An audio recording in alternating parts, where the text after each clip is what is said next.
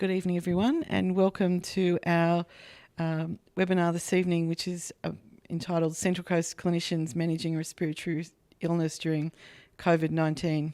My name is Catherine Turner. I'm one of the exec managers here at the Primary Health Network, and very pleased to be able to be hosting this here this evening.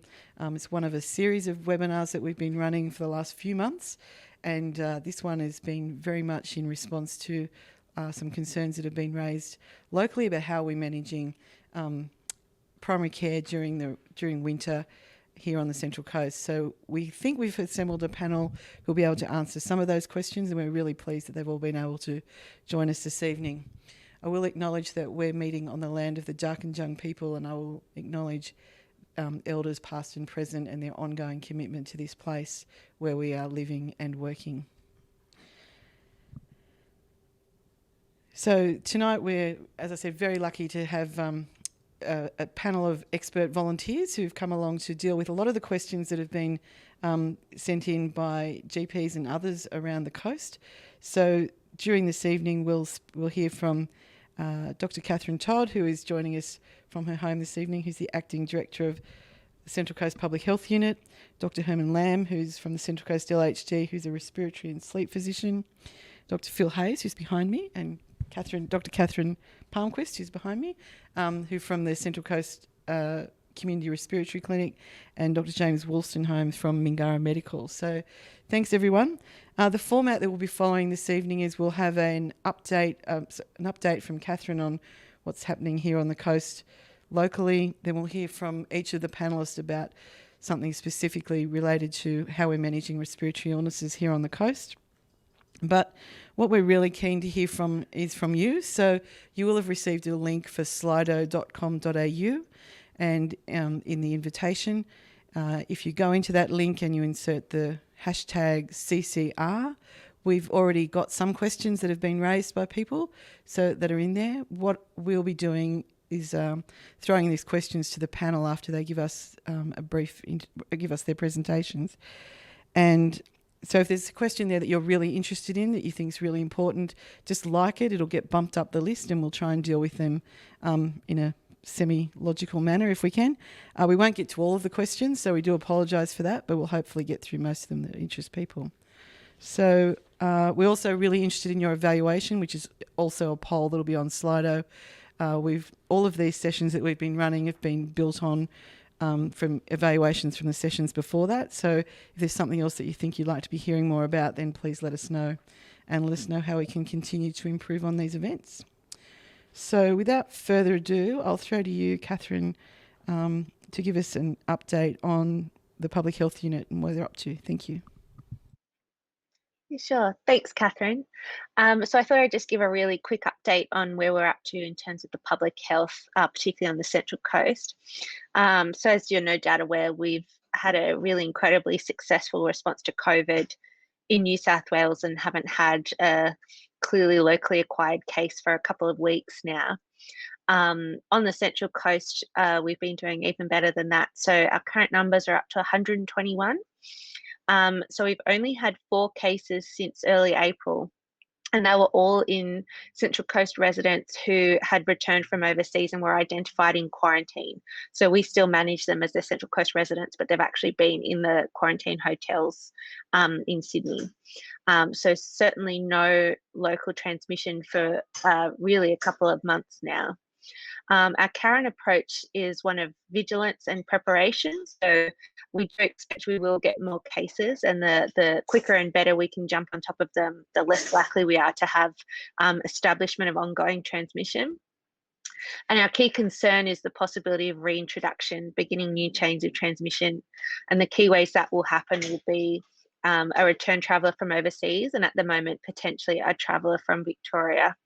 And Victoria is of particular concern. We're watching closely what their case numbers are doing, and I know that there's apparently some new public health orders being drafted, which should be issued this evening, that will actually apply some restrictions to travel from certain hotspot areas of Victoria to New South Wales for the foreseeable future. So that's where we're up to, just hoping to stave off those reintroductions. The key thing will be that to maintain a high a high level of suspicion for COVID among patients with respiratory illness, which may become more challenging as we do become more established in winter. There's likely to be other things emerging, and certainly we have seen that particularly flu, but also other respiratory pathogens such as rhinovirus had been significantly suppressed over recent weeks as a secondary consequence of the lockdown. But now that that's being lifted, we are seeing an increase in cases of those being transmitted also. So really our goal at the moment is to encourage high rates of testing, make sure that testing is accessible, and just working with those who may be more high risk, such as aged care facilities, schools, daycares, etc., to make sure they've got good processes and practices in place. So I might leave it there for the update, but happy to answer questions as they come along during the evening. Thanks very much, Catherine. And there are a couple of curly ones that I think we'll be asking you about shortly. So thanks again. So without ado, No I'll throw to Herman, who's going to tell us about what's happening at the LHD. Thanks.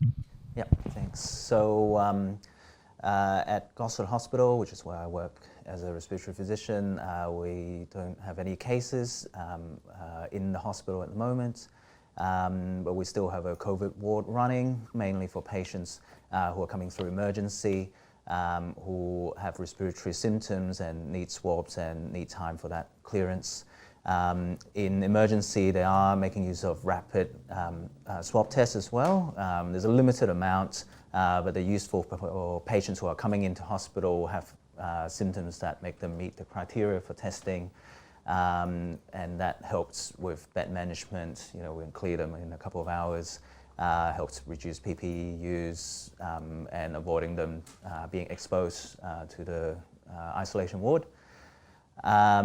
We are starting to relax and restart a lot of the activities that we had stopped before. So, for example, aerosol generating procedures like using CPAP, NIV, high flow nasal prongs, and all that's still with some precautions though, so being single rooms, wearing appropriate PPEs when you're going into the room. The respiratory lab is restarting as well, so doing most tests still with full PPE at this stage, avoiding bronchial challenge tests for now because that requires a lot of forced expiratory maneuvers. And then bronchoscopies and other procedures we're restarting as well with that. The sleep lab has restarted as well, and we're even starting back CPAP titration study, which is where you might get more aerosol generation, again with PPE. And clinics, previously we had shut down a lot of clinics or changed them to telehealth. I think most of my colleagues and myself are doing mostly face-to-face now with the option of telehealth per clinician or patient preference, and that's similar in my rooms as well at Gosford.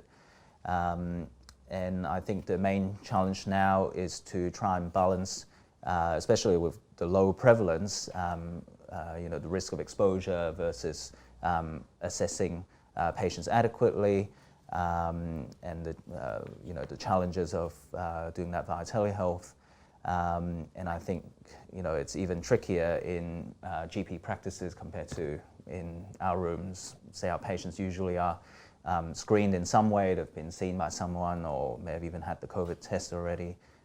So it'll be really interesting to hear from you in terms of how you manage that. Yeah. So, yep, I think I'll leave it at that for now. Thanks very much. And we'll be asking you to help us answer some of the questions as well. So it's good to hear things are getting, some of the activities are coming back to normal there at the hospital. Thank you. So I think I'm going to you next. Phil, to tell us what's happening in the community respiratory clinic, please. Catherine, so Catherine and I are just going to give you a bit of an overview of the respiratory clinic. Sorry, I didn't think it was quite, it just kicked out there for a second. So the respiratory clinic at, sorry, at Erina. Is that coming up now? So the respiratory clinic at Erina opened on the 1st of May, so it's only been open for 2 months. It seems a lot longer than that. We've done just over 10,000 tests already, and in the last 7 days, I count up, we've done 1,670 tests, which is an average of 240 a day. So the staffing level, that we've got 1 general practitioner on site at all times, 4 or 5 nurses, there are 3 or 4 administrative staff, and there's 2 people who function for crowd control and security. The criteria for testing has sort of changed over the time. At the moment, it's basically any respiratory symptom or a fever and a few other small things that might suggest COVID. Of the two, obviously we can't see 240 people, so there are some criteria for seeing the general practitioner on site. So if that person feels particularly unwell, if they're short of breath, if they have chest pain, if they're less than 4 years old, or if the patient requests it, then they'll be moved along to the general practice. So of those 240 presentations, maybe 15 to 25, depending on the day, will end up being referred to the general practitioner for an assessment, which is really protocol driven. Of those, 2 or 4 might actually be more than just a child with an upper respiratory tract infection and may require some sort of assessment, might be deemed moderately unwell. And of those people, that might generate a letter or a phone call to a general practitioner. This is the COVID-19 telehealth consultation and GP respiratory clinic kind of protocol just from the Australian government. It was written on the 8th of April, which normally would seem fairly recent, but in these days it seems quite a long time ago. I'm just focusing on the bottom half of that.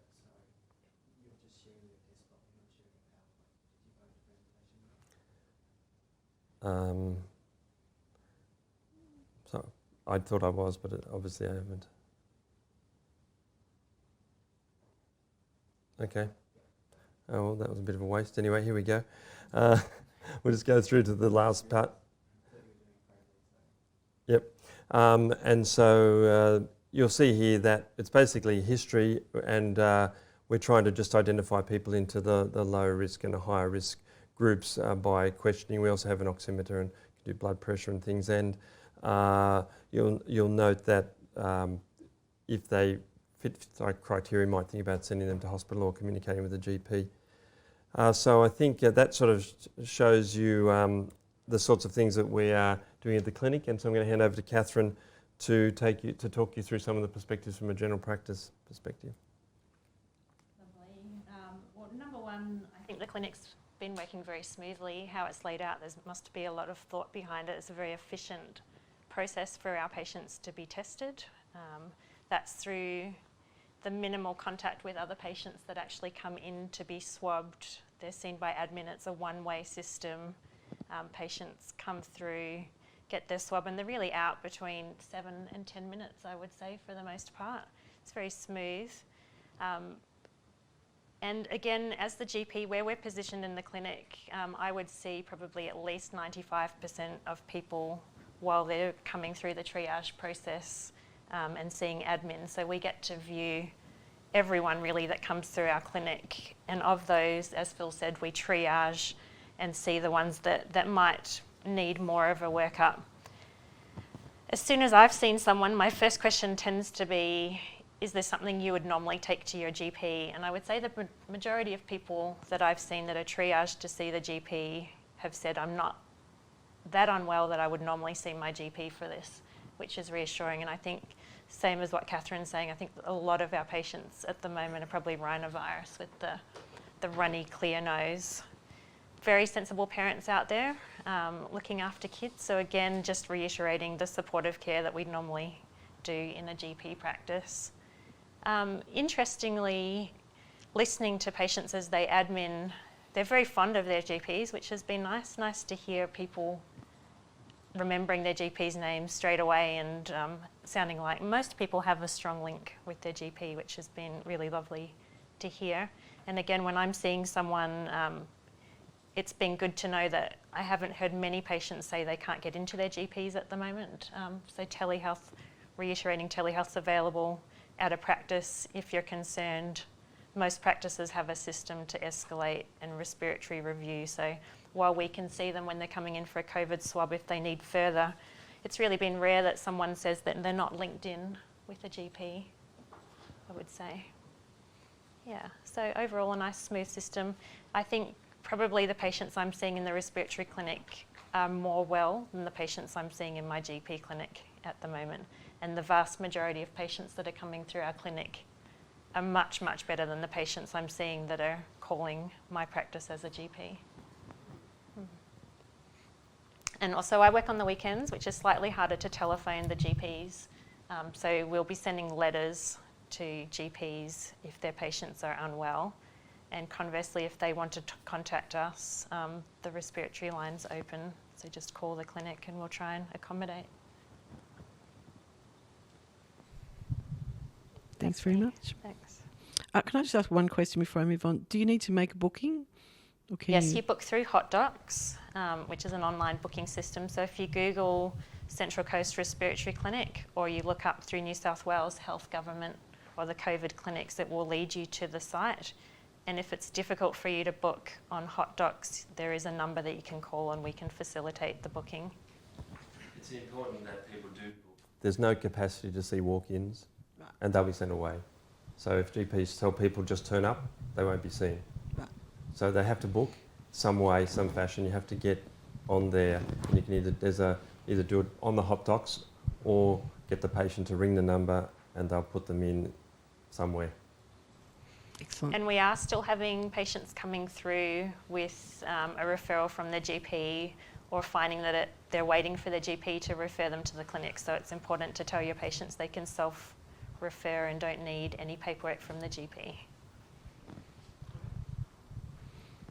Thanks very much. And I've had it. I haven't had first-hand experience, but I've heard on quite recently that the process is very smooth and to be recommended. So well done. Finally, we'll ask James to tell us a little bit about how Mingara's managing this and some of the incidents, some of the issues that you've uncovered. Thanks very much. Thank you. I should say first, I have had first-hand experience, and it did work very smoothly. And so yes, it did. It worked. It was very straightforward. So in Mingara, as I suspect in many other practices, we have changed the way that we work quite a lot over the past 2 or 3 months. We've had social distancing measures in place in the practice. We've thinned our waiting room out, and we've asked people to wait outside, particularly if they've had respiratory symptoms. We've asked people to stay out of the practice and wait in their cars. We've had till recently somebody sat at the front desk whose job it is to intercept people and ask them if they've had respiratory symptoms, and if so, that they should not come into the practice. We've also done a lot of telehealth. More than half of our consultations at the moment are taking place over the telephone. We have started recently to have people coming back into the practice, but we've split the doctor's working days in half. So any given doctor will have half a day on the phone and half a day in the practice, and we've staggered that amongst us so that we've tried to reduce the foot traffic through the waiting room. We're not doing swabs ourselves, but we have been sending people to the various local clinics. And generally speaking, the turnaround's been pretty good. We've been getting results through. I think we've only had 1 positive case at our surgery, and that was 2 months plus ago. So, but I think the main issue that we have now is combating complacency, particularly when the local prevalence is low, and making sure that patients understand that we still need to take this seriously, because if we don't, it's going to cause a problem. And you've only got to look at Victoria to see what's happening there, and wider. If you look at other countries around the world, you can see the consequences of it not being managed with appropriate caution. But I think, generally speaking, I think patients are receptive to the message. We've certainly not had a lot of resistance to request that people be swabbed, and I think most people are following the self-isolation guidance. Not all of them, but most of them are, I think. And I think people are getting used to the idea that this is how things are going to be for a while, because I think the current prevalence this is what we're going to be seeing over the next 6 to 12 months. So I think for people to get used to that is good. But I think overall we've managed it pretty well, and I know from chatting to my colleagues that a lot of us have put similar measures in place.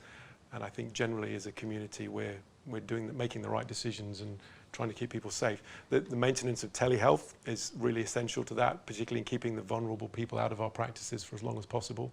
It's great that it came through quickly as in a profession that's notoriously resistant to change, for that to come through as quickly as it did was very good. And I think it's essential to continuing to manage this safely going forward. Thanks very much. So we do have some questions on Slido. We don't have a lot that have been entered during the conversation. So I would encourage you, if there's something here that you would really like to hear addressed, just either like it or put in a question that you're specifically interested in. So I might just throw to the panel, and Catherine, you might be able to respond to this one from a protocol perspective. So the question relates to a child who's got a cold and a runny nose, comes in, has a test which is negative. Mum's a healthcare worker, so she keeps the child home from daycare for a week. After a week, though, the child still has a runny nose. Should they be tested again is the question, and should they remain isolated? So at the moment, we only encourage repeat testing for people who are known close contacts. So that's someone who we know that they've spent time with a known COVID case. So they're the ones where we would say absolutely, definitely. Otherwise, in this setting, it is a little bit up to the judgment of the clinician. If you feel like, oh, this is behaving a bit weirdly, this, they don't seem to be getting better, this isn't like a normal rhinovirus, then we would say, do please feel free to retest, but it's certainly not an expectation. And it would vary as well with community prevalence. So certainly at the moment, with an initial test being negative, it's unlikely that they do have COVID, and the pretest probability is low. But in a setting where there was widespread community transmission, then you would have a much higher index of suspicion, and then it would be sort of a much more likely that it could represent the first test being a false negative. But certainly false negatives are very uncommon. While I've got you then, we were talking before about the new saliva tests that we've been hearing about from Victoria, and we're interested in the quality of the reliability of those tests, and particularly James, who's been tested more than once. We're curious about when that might be available, or if that might be something that's more widely available. Yeah, that's a great question. I haven't heard anything about New South Wales getting those. I think our preference is to try and increase our rapid tests, and that's where a lot of the work's happening rather than on the saliva tests, to reduce our turnaround time. But certainly I think if it was demonstrated to be a good cheap test, we would be very keen, because it is a very unpleasant test to have, and we have had people that have had it once say never again, and we don't want that. Unfortunately, I don't know a lot about its accuracy. I do know with the PCR test that it's certainly very sensitive, and I imagine that this would behave similarly and be reasonably sensitive. But I'd have to take that one on notice and get back to you for more detail. Thank you. We'll probably all just watch the news on that one, I think, because it will be interesting. James, do you want to comment? The testing, certainly early on in the pandemic, we were testing people for COVID-19 only, because the capacity of the pathology providers was not up to testing for other respiratory viruses. And I think recently that has come back in, and I think that's something that's quite important. It's very useful. If you don't find COVID but you find something else, then that increases the likelihood that you've got an explanation for the symptoms. Obviously, it's possible for you to have both viruses, but I think if you can pin the diagnosis on something else, then it helps to reduce the suspicion that you might be missing COVID. And the other thing I think that's important is about the time to result, but both the acceptability of the test to people. Certainly we don't want people to be put off if they think it's going to be horrendous and really painful, but also I think rapid processing is key, because if we're asking people who have a test that they have to self-isolate until they get the result, if that takes 3 or 4 days, and they know it takes 3 or 4 days, then that presents quite a disincentive for people who have to be off work and have to have their kids home from daycare or whatever. So I think a rapid turnaround is also very helpful in terms of managing the pandemic, but also in patient acceptability. Thank you. And we are hearing good things about the turnaround for tests in New South Wales. I'm not sure if Phil or Catherine have any idea on how long that's taking at the clinic, and whether anyone from the LHG can tell us how long it's taking at your clinics. Herman, if you know. I mean, at the hospital generally takes 48 hours, something like that. Yeah. As I said, we do use the rapid tests a bit from ED, and takes a couple of hours, something like that. So that's been very helpful. Mm-hmm. The best we've had, I think, is 18-20 hour turnaround time. But the problem is that it's very erratic, and it seems to be depending a lot on the time of day the test's taken and also the time of the week. So if you get a test on Friday, late in the day, it may not be through till Sunday. Mm-hmm. Or, and then of course there's the occasional one which says that the number's wrong or something, and so then it's chasing, it's 3 days. So it's the lack of predictability means it's hard to give people any assurance, and yet by and large, most of them would be 24 to 36 hours would be, I think, fair. But to promise that means that you actually create work. So we get about 50 to 70 phone calls a day for people chasing their results if it's gone over 24 hours. So we don't want a message out there that it can be back in 24 hours, because that actually reduces our effectiveness, because the line gets clogged up with people chasing your results. So it's difficult, because your point, James, is really important, that I think the lockdown or the isolation for people's lifestyles and all the flow-on effects is probably as more of an off-putting effect than the actual swab. And they don't want to come because of the downstream effects. And there's no predictability, they can't be sure that they're going to be able to go back to work if their symptoms resolved in 24 hours. In our GP clinic, it would be rare that someone's result wasn't back within 24 hours if it's Monday to Friday.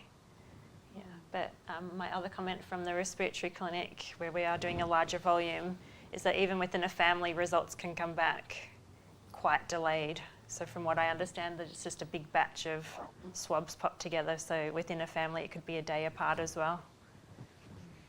It certainly improved those from the start when, I think I had one very early on. I think I was told 5 days. It didn't take 5 days. I think it was 36 hours, but 5 days seemed a bit overwhelming, because I'd already had 2 weeks of isolation when I came back from overseas. Did you want to add anything there, Catherine, or you? No? No. Thank you. And the child that's still unwell a week later with the runny nose, should they be isolated still, Catherine? The child. From the original case, the child had a So runny our nose. advice so our advice at the moment has been that people should be isolated until they get the results, and then if they're negative, until their acute illness has resolved. So I guess if they are still symptomatic, then theoretically they should be staying home and not going out, just because we don't want them to pass on whatever else they have that's not COVID. But it's not any kind of requirement under a public health order. It's just a kind of suggestion that it's probably best to keep the child home until they're recovered from the acute illness. Okay, thank you. There is a question here, and I'm not sure. I'm going to throw it to anyone on the panel who might be able to help. So, and this probably relates to the advice around what defines a close contact, which is spending more than 15 minutes in an enclosed space with somebody.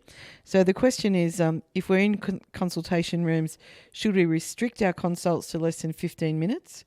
Or is pre-screening the patient for COVID symptoms sufficient to permit a half-hour consultation? So I'm not sure. That might be you, Catherine, I think.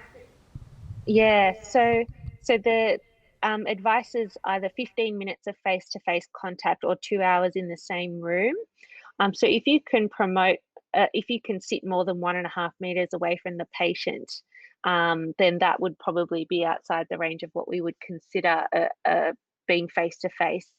So we would, if you've got a reasonably sized consulting room where you can sit, the patient can sit, a reasonable distance from you, or ideally if you can keep the door open. Obviously that may not be appropriate for privacy reasons, but taking simple measures like that, or wearing a mask yourself and asking the patient to wear a mask, could be strategies that you could put in place in order to, reduce the risk that there may be any spread. And certainly if we were assessing close contacts, those would be things we looked at. So we have had a number of GPs who saw patients who subsequently came back as COVID. And those are exactly the kind of questions we ask, how long was the consultation? How is your consulting room set up? Did you clean the desk and between patients? Do you know if the patient used hand gel? Did you use hand gel? And often they have very deep, well, our desks are only a meter apart, but they're only in the room for 9 minutes. So then they wouldn't be considered a close contact. I would suggest mainly promoting the physical distance, and ideally, if you have a long consultation, using your largest consulting room. Certainly our practice is well marked, so each room has the 1.5 metre distance marked. I'm sure yours would be similar, and we do telehealth as much as we can of the consult to minimise the face-to-face. Yeah, we haven't marked out our room, but what we have done is take out the chair that the patient normally sits in, and then they sit on a chair that's further away, so it has the same effect. And I think, yeah, it is. Yeah. We do the same. So in rooms we have a line on the ground, so the chairs suitable distance away, and washing hands and the simple measures. I generally do wear masks, sort of more for patient reassurance, but I know not everyone does. Because our consultations are usually longer as well, usually 30, 45 minutes even. So. I know one thing our practice was very aware of at the beginning of the pandemic was learning lessons from countries overseas like Italy, where healthcare workers and especially GPs and GP practices were deemed to be quite an unsafe spreading environment, which is why we went to telehealth as soon as we could. But have there been any GP transmission cases that you're aware of in Australia? I certainly not on the Central Coast, although there have been healthcare worker transmissions associated with hospitals. I do know in Victoria currently there is a cluster linked with a medical centre, but I'm not aware of the details on that. And certainly, I believe there were family members involved, so I'm not sure whether the GP actually in that setting caught it at work or if it was actually a family cluster and they just happened to be a GP. I don't know enough details. But certainly healthcare worker transmission has been primarily in the hospital setting rather than in general practice. It is obviously a worry and something people are very interested in.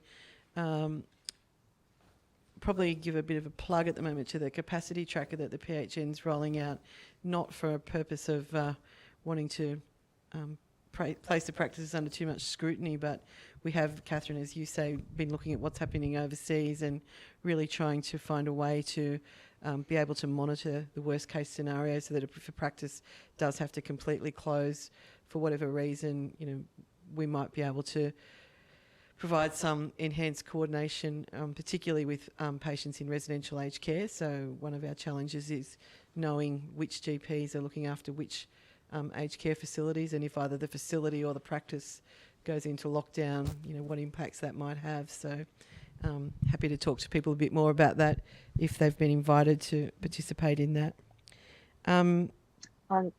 Catherine, I was just going to add that we haven't had any cases of GPs, but we certainly have had GPs that have become close contacts from their patients and then had to isolate for 14 days, more early on than later on in the outbreak, but certainly there were a number of GPs that were close contacts and had to quarantine for 14 days. I suppose now that people have implemented some more flexible work around telehealth and videos, hopefully people are still somehow able to work if they're not unwell in those situations. Have you made plans for that at all? Yeah, I think certainly the GPs in our practice who have been unwell, or sometimes just with preference, have just converted to telehealth and have worked from home, sometimes for several weeks at a time, just as a precaution, really, if they didn't feel comfortable with the level of risk. This was more early on in the pandemic, but it's certainly been something that several of our GPs have done. And as I say, we still, although now we're doing a lot of telehealth still, a lot of the GPs are doing that from the surgery as opposed to doing it from home, but it's still an option for people if they wish. We did have a question amongst, and I think, James, you touched on this early, amongst the ones that were sent in before, which said something about, will we ever be able to have people back in the waiting rooms, and is this going to be the way we're proceeding? And I think so far what we're hearing from the panel is we see this as the way things are for some time to come. Is that fair? Yeah, I think so. I think it's going to be like this for 6 to 12 months. That would be my take on it, and people seem to be getting used to it. The waiting room, but with social distancing. Yes. Yeah, that's going to be The challenge I think is getting people to understand that that's still necessary, and that complacency doesn't threaten the measures that we put in place. I think that's the biggest challenge.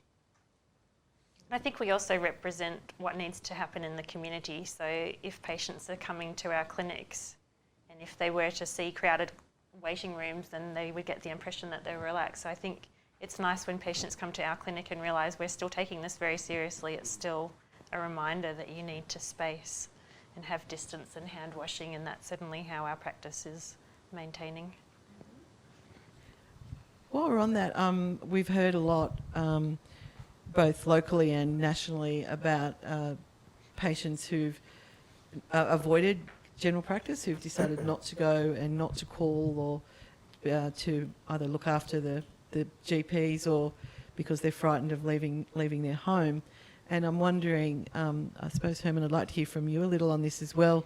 Do we find, are we worried, or have we seen any evidence yet that people are avoiding primary care and ending up more unwell and having to seek secondary care earlier? During the peak of the the virus, there were a lot less admissions in hospital. I mean, partly that's probably from all the social distancing and isolation, but I'm sure there's a part as well is patients are not seeking healthcare during that time, and we're starting to see a bit more admissions now.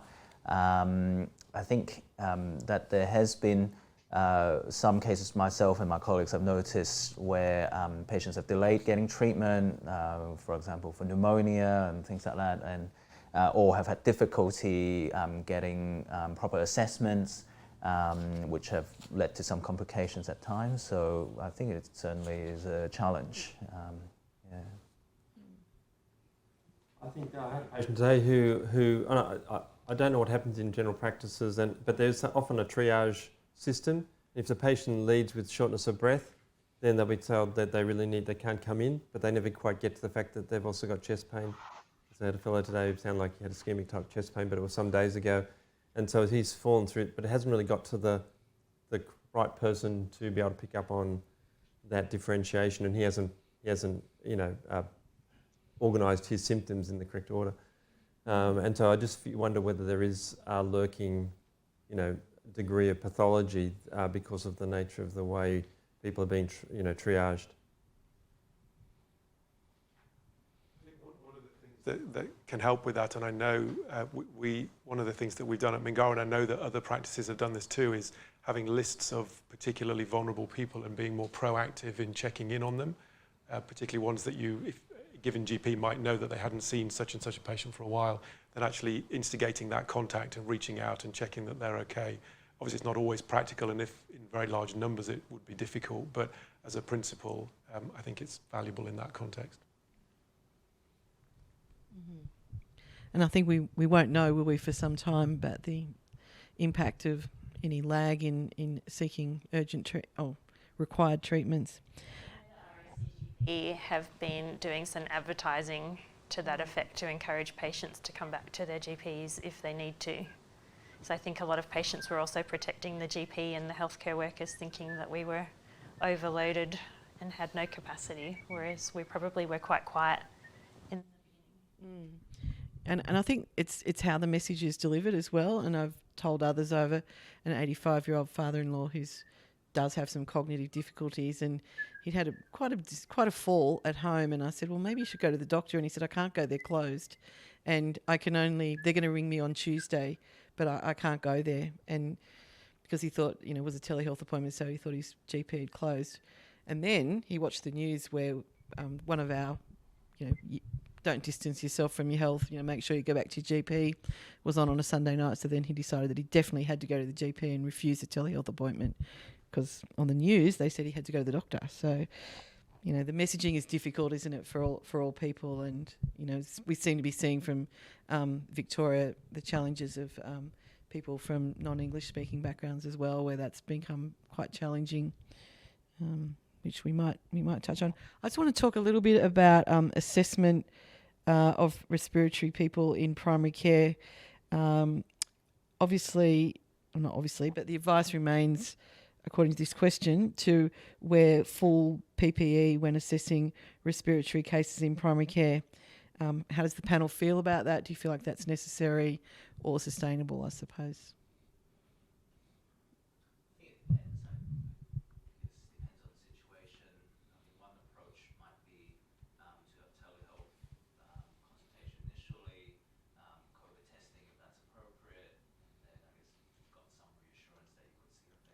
For more in-depth assessment, then how people. So if a patient rings in with those kind of symptoms, then there'll be a telephone triage first, and if it's clear that they're not unwell or desperately breathless and they don't need urgent care or hospital assessment, then we would triage them over the phone, and if it's COVID, we would send them for a COVID swab and follow them up if their symptoms worsen.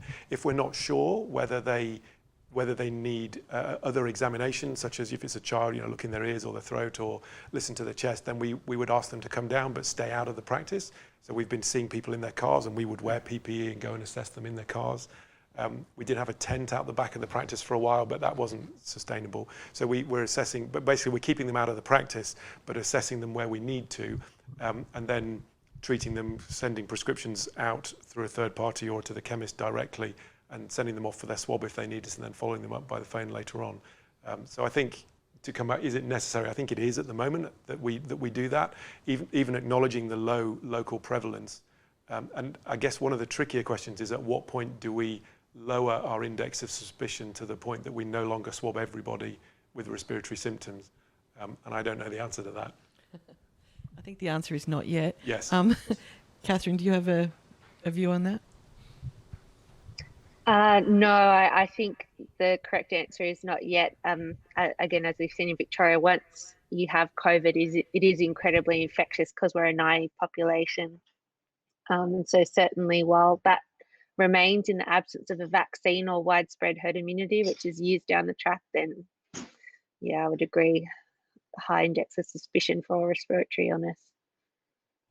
And there is a question here about how long I can't find it now, but high volume testing requires high volume testing facilities, and do we know how long that will go on for? I think we know the respiratory clinic will be there for a while yet. Certainly, it's definitely going to be working. It seems we've just had our contract renewed till the 30th of September. So the expectation is, but that's not as if that's the end. That's just the next stage. So I think we've got surety for the next 3 months that high volume testing will be undertaken.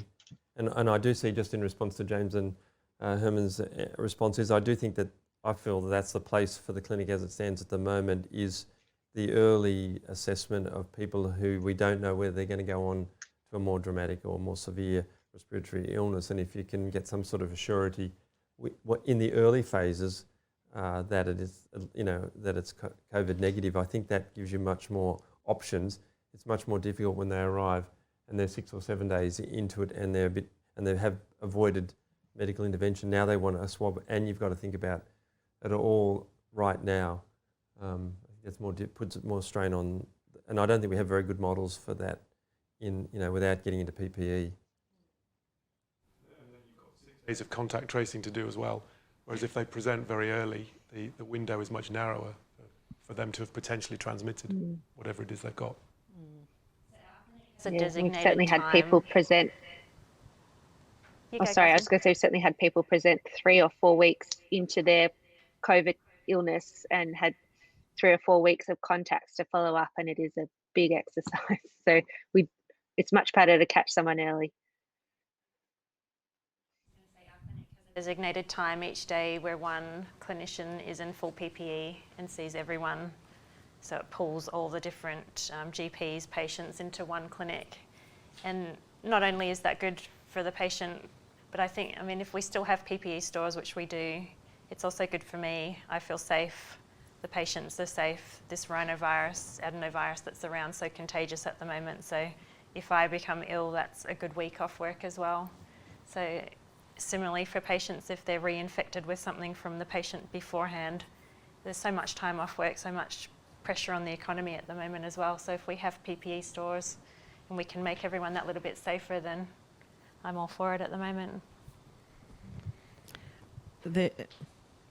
Well, and I know we've got lots of masks. If any of the GPs need some, I know that remains something we have plenty of. There is a comment here, I think, and I know we did issue help the public health unit disseminate this information a couple of weeks ago about Ross River fever being on the rise on the Central Coast and glandular fever. So, we shouldn't just assume that all fevers are potentially related to coronavirus, and I don't think everybody is, but it is certainly a challenge. Is there a central way that we share that data on the Central Coast at the moment? Around Ross River fever? Or even something like glandular if it's starting to peak. I know within our GP we talk, but is there a central way that we have that information sent to GPs? Catherine's nodding. I'm not sure, but I might have referred you with glandular fever, sorry. Yeah, so certainly with Ross River fever, the data is put on the New South Wales Health website in monthly updates, and I have been watching it and noticed that we've had over 1,600 cases compared to 100 or something last year in New South Wales, not on the Central Coast. But so that is publicly available, and we're actually working on setting up a newsletter that we can send out to GPs with more locally relevant updates. It's something we did do many years ago, and we're keen to get it back up. In terms of glandular fever, because it's not a notifiable condition, that's not something we can get aggregate statistics on, but we can do it for things like Ross River fever that are notifiable. And influenza data, I think Catherine was asking about? Yes, so influenza data is also publicly available on the New South Wales Health website under infectious diseases data, and they'll do a monthly breakdown by local health district and month. I'll share the link to the page in Slido for everyone to see. And yeah, again, that's something we could include in a newsletter once we get one going. But our flu numbers had been incredibly dramatically low earlier this year, which was very interesting. As an avid flu tracker, I'm always very interested on a Monday morning to see what that looks like, and it's so interesting at the moment, I think. We haven't got long to go. I just wanted to ask, this is a question without notice. I know that all the residential aged care facilities received a letter from Kerry Chant last week saying, don't allow anybody from Victoria to enter your facility. Catherine, you're smiling there. Has that been... I think I know what the question is. Has that been sent to GPs? Sorry. And what advice should we be giving to GPs about this, if anything? Yes, so my understanding was that there was 2 letters, one to aged care facilities and one to GPs that went out together. So I'm not sure if someone hasn't got it, exactly how they sent it out. I was guessing they were sending it out the same way they usually send out the New South Wales Health alerts for measles and that sort of thing. But there were 2 letters, and I can forward them on to you, Catherine, if you haven't seen the GP one as well, that had a very similar recommendation about travellers from Melbourne for GPs as well as for aged care facilities. I think the GP letter was more angled at having a high index of suspicion for these travellers and asking those screening questions of them prior to them visiting the practice around that area. And it's highly likely as well that they'll probably issue new advice in the next few days as the situation in Victoria appears to be evolving. Oh, well, there seems to be nobody here's seen the letter that went to GPs, so it would Okay, obviously depend how it's been I'll sent get out. back to That's okay. back to head office and ask the question That'd be about great. And whether the letter actually went out. yeah, and if so, we could make sure we could send it out through our channels, and I'm sure Sandy would be keen to update the Health Pathways information as well, and the screening that we're advising for practices to use. So thank you for that.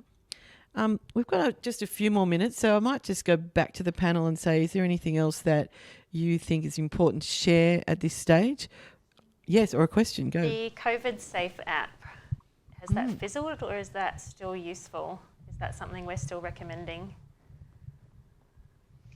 So certainly we are still recommending people have it on their phones. I do know that unfortunately in New South Wales, by the time the app got up, we actually weren't having very many cases at all. So we haven't really had the opportunity to actually really use it and see how useful it is. And it was always intended to be a supplement to our contact tracing rather than a replacement. So the idea is that we might pick up people we would otherwise miss through asking people who they recall. But it will be interesting to see in Victoria, because they've had the more they've had the experience of actually using it, whether or not it was useful. So it's still a bit of a watch this space at this point. I was wondering that too. I have another question. Yes, go. Spirometry in general practice, what's your opinion on that? So in our labs, we have been doing it. We always use a filter anyway for viruses and bacteria. We are wearing full PPE at this point in our labs. So it may be overkill, but I think it's justified at this stage still. And it depends on what's available in your practice, I think, in terms of doing those precautions, having filters and having the full PPEs, So maybe and having the space, dedicated, single room to do that. Yeah. It's probably less essential in our context to do the spirometry, so maybe just keep delaying it till. And often for asthma or something, I often get patients to do peak flows at home in their own isolated environment, and it was very helpful during the time when the lab were closed. So yeah, I think that's one alternative. Thank you. So final thoughts, comments, questions. I might start with you, Herman. Is there any other advice that you would have for the GPs about contacting the respiratory services if they need assistance? Anything in particular that you'd like to pass on? Yeah, I mean, I think our clinics are back up and running. We always have someone on call, so there shouldn't be any problems getting the respiratory physician review if that's required. And a lot of our activity, as we say, are basically back up and running. I think, as I say, the challenge at the moment is trying to have that full assessment of the patients whilst keeping up with those precautions, because things can turn very quickly. Just on that, so if a patient had been referred to you some time ago, and then are you re-screening people on the waiting list, or how's it working? We weren't overwhelmed previously, and a lot of patients that needed to be seen, they were done via telehealth, and if they needed to be seen again physically, we're starting to do that now as well. So there shouldn't be any major problems there, I would have thought. Okay, thank you. And when you say telehealth, do you mean phone, or are you using any videos yet? So I chiefly use phone, although I have used some video programs. I also work in rooms at St Leonard's in Sydney, and they have been using a program called CoView. So patients get an email linked, and they just click it and it connects. And for my purposes, I guess video is not so crucial in most of the time, but sometimes it's helpful to actually see them. But otherwise, I've been using phone a fair bit. Yeah. Okay, thank you. And that's the similar platform to the one that we've made available through Health Direct for the GPs who can book those and set that up for their own patients if that is useful for them. So it'll be interesting to see what the take up is on that as well. And the hospital itself has developed a system which is based on PECSIP, I think, one of the other conferencing platforms. I think places like Royal North Shore have been using it quite a lot already, and they're starting to get us involved in rolling it out in the hospital up here as well. So there'll be more support from that. Excellent, thank you. I did have a question for Phil and Catherine about the respiratory clinic, and if one of the GPs wanted to ring up and speak to the GPs directly, how might they go about that? It's a bit tricky. We have one phone number which tends to get clogged, and so it's quite hard to get in that way. Gee whiz, I don't know. Maybe just I don't know. Give my phone number, or give Kevin's phone number. Yeah. You might want to do that. They don't. You can't leave a message on the. But if you keep ringing, they answer the phone regularly. So just keep ringing, and you will get through, or email, or maybe through the CCPC. They'll get it to us. If you go through them, perhaps they'll get on to us personally. Okay. So and I know on the weekend, if someone's called the respiratory clinic and the line's been busy, someone will often call back, not always call back the number that was missed. Okay. So perhaps try Central Coast Primary Care if you're Most struggling. people know someone who will know one of us, I would say. And Okay. we'd probably both be happy to have a phone call. Excellent. All right. Yeah. Thank you for that offer. So we've tried to increase our numbers up to 270 per day. We want to try and get everybody who needs to be tested on the day that they need to be tested. If not, maybe early the next day, so the test will come back. But that requires people to book, get the patients to book in, so it all flows as smoothly as we can, and we don't get any bottlenecks, because it can all crash pretty badly if it all starts to go pear-shaped. Yeah, especially if you've got that volume of people there. So, all right. Well, thank you very much for that. Any other comments, Catherine?